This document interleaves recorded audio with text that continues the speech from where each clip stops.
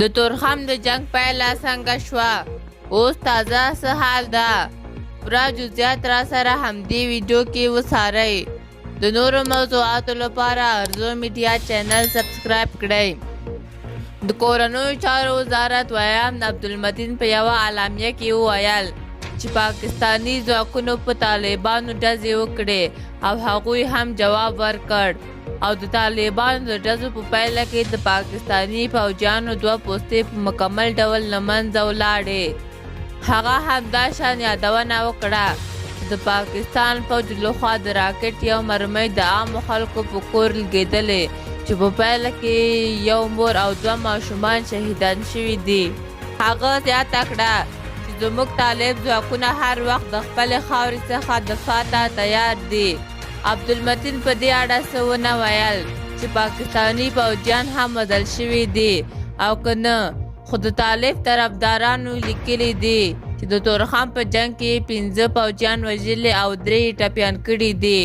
بل خوا پاکستان هم د 8 طالبانو د وژلو بې بنسټه ادعا کړې ده.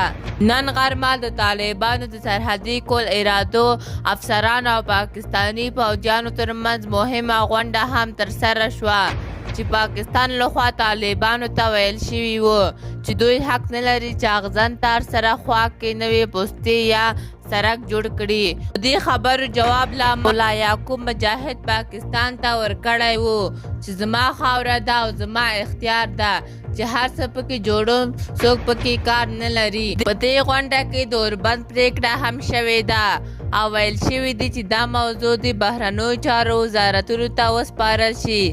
که څه هم له مذاکراتو وروسته د تورخم دروازه د مسافرو پر مخ خلاصه شوې وه، خو اوس بیا داسې اوازې دي چې د تورخم دروازه یو ځل بیا بنده شوه او حالات بیا خطرناک طرف ته روان دي. دا هم ویل کېږي چې تورخم کې جنگ له کبله هلته اوس 100 کورنۍ بې ځایه سوي دي. خلک وایي چې د افغانستان د میوو او سبزیجاتو وخت کې تل پاکستان هڅه کوي چې د تورخم کې کوم جنگ رامنځته کړي او بیا دروازې بندولو ته چل جوړ کړي.